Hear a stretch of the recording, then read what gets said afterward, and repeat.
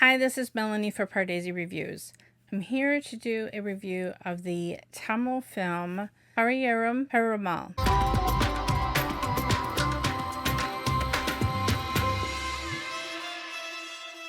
This film had been recommended to me over and over again. I'd seen it on many people's top 5 lists of Tamil cinema for 2018, and for good reason. Wow, what an incredible, impactful film.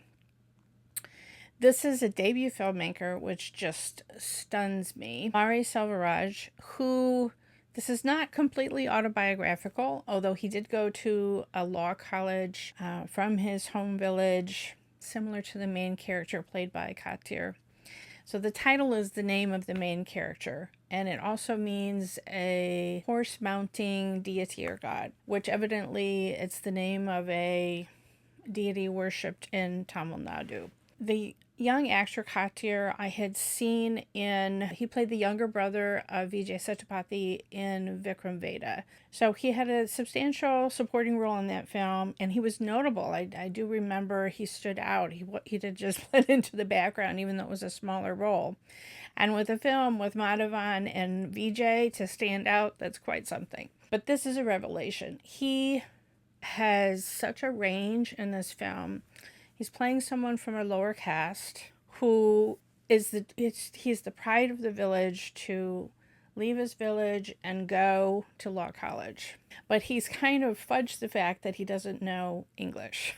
And so there's a lot of comedy around that, but that's really sparks the love interest with a girl named Jyoti, who is played by Anandhi. I know she's done a number of films, but I don't believe I have seen her on screen before. Anyway, she plays the love interest, and she's from a more upper caste, so thus lies the drama. There's an intermittent old man who seems to be like a serial killer, and you see him accidentally kill people, and you keep seeing newspaper things posted of such and such student died of accidental drowning, such and such student died accidentally falling off a bus. And always the man is there, and we see that he's really the one behind the killing. And so I was like, is this a thriller? Is this law student going to solve the mystery? And the film starts, the poster has this black dog named Karupi, who is the pride and joy of, I'm going to call him Pari because I can't pronounce the whole name very well. He's this hunting dog from the village, and you see there's a whole song about him.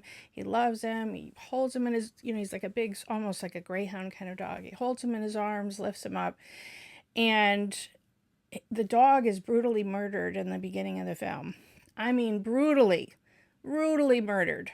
And they hold a whole funeral for the dog. He's so important to everyone. I learned later that the actual dog in the film is owned by the director's brother. They used a lot of people in the home village to be in the movie, so the dog was very comfortable around everyone. And since the director was friends with Kathir, the actor, then the dog was okay with him too. This is a film produced by Ranjith, who has done his 2 recent films partnering with Rajakant. Kala and Kabali had so much to do with caste politics, and he really had a message in those films. And now he's acting as a producer and giving this young director, Mari Selvaraj, who wrote the script, giving him his debut feature. And wow, I mean, this entire film, you have a sense of dread through the whole thing, because it starts with this dog dying at the hands of upper caste people who are tormenting him. And we've seen films like Fandri, like Sairat, like Darak. I just had this feeling of dread through the whole film as the young, naive, innocent girl keeps talking about this young student to her family and just what was going to happen. And you're seeing all these murders interspersed through the film. Such a feeling of dread. I'm not going to spoil what happens, but I will just tell you that I was amazed that the film ended with a ray of hope.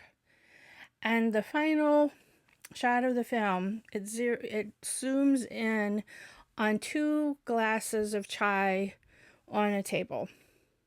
And one has milk in it, and one is clear black tea. And that encapsulates the entire film, that these two glasses are sitting in there on the table together, and it ends with hope. I will say that like I said, Kathir, the main actor, unbelievable performance. Unbelievable. He was so amazing. He was so good. He had such range. And they didn't fade to black in certain violent scenes. You see him absolutely humiliated, and you are just there with him. Someone urinates on him. You just see the fear, the humiliation, the shame. There's, there's a couple searing scenes like that where you're just you're just seeing right into his eyes and all of the pain. And then all of it just bottles up into, and he explodes with rage in a few scenes too, where he just cannot take it anymore. He has a good friend named Anand, played by Yogi Babu. And normally I'm used to seeing Yogi Babu in really broad comedy character kind of roles. And here he's playing the sidekick, he's playing the best friend, a kind of clueless best friend. But it was a very different kind of role for him. He was comedy relief, but at a different level that fit with the tone of the film. He was very good. It was a revelation to me to see him act so well in this film. But no one can match Kathir. Anandhi, who plays the love interest Jo, to me, I felt like her role was a little bit underwritten. I was a little disappointed. Maybe she was really that naive.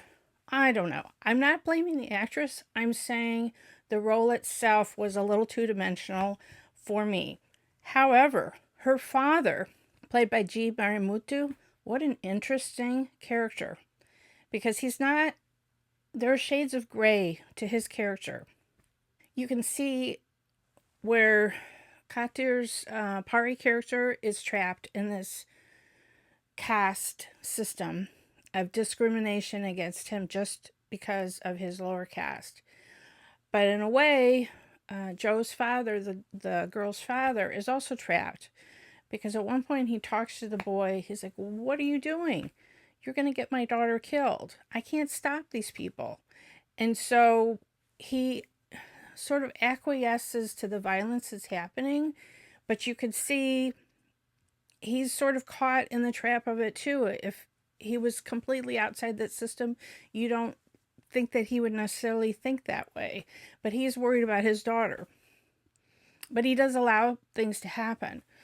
And there's an amazing scene late in the film when the father does make some changes. And it was just, like I said, there was just this ray of hope. Everything wasn't tied up with a bow at the end, but it was a much more hopeful ending than I could have possibly imagined when we were in the middle of the movie. Don't go into it fearing like it's going to be another one where you're just going to go out so depressed and it's going to be horrible. No, it has a ray of light to it, but it still has a searing message, and the acting is so good. The script is very good, and it really gives a powerful message, and I'm so pleased that so many people are watching this film and talking about this film, because these are issues that need to be brought into the light. I was just reading a interview by the director, and he talked about, some people say that people can get regressive ideas from films, but you can also change people's minds by showing them, another perspective in a film. I'm paraphrasing. That's not exactly what he said, but basically he's setting out to change minds and hearts and minds, and I hope he does succeed with that, because the film has such a good message. And really, the young girl, while she may be naive, I loved that she never saw with caste. She never saw any difference between any of the students. She is the shining light. Even if she grew up in a household while all of that was discussed, she never saw it. And so I did love that about her, even if she was sometimes a little... But, oh my gosh, Kathir playing Pari, amazing. And I love a film that it just makes you sit and think about it. Because there's a reason the dog is black. There is a reason seeing this black, innocent creature being killed like that at the beginning because of caste differences is so impactful and shadows the entire film. It becomes a theme, a motif, and there's a reason he's black too. You know, there's so much to think about and absorb from the film. It's available on Amazon Prime here in the US, and if you haven't seen it, I highly recommend that you do. I hope I haven't given too many spoilers, but I don't want anybody to be scared off thinking, oh, I can't see another Seurat or, Foundry or something like that. I just can't. And it's not exactly like that, even if it deals with some of the same themes. Wow, this director. I could tell that they were using some intimate shots, and for me, I had a little bit of a problem because some of the cinematography was shaky and not for a good reason. But other than that, they used some drone photography that I thought was especially effective because the village is in this arid, extremely dry landscape where they farm, and you could just see what hardscrabble life that he had come from. It had a beauty to it, but it's also a very harsh environment. And so I loved all of the drone shots that were used in the film as well. Anyway, I can't wait to see what this director does next. And kudos to director Ranjith from taking this young man that he worked with on his films and giving him the opportunity to tell this beautiful story. One of the masterpieces of the year is definitely going to make my top 5 of Tamil films, which is why I'm waiting to do it until I see this, and I'm going to see Ratsasan next, and then I will do my top 5 Tamil. So please do follow me on Twitter at PardeziYT. Like and share this video.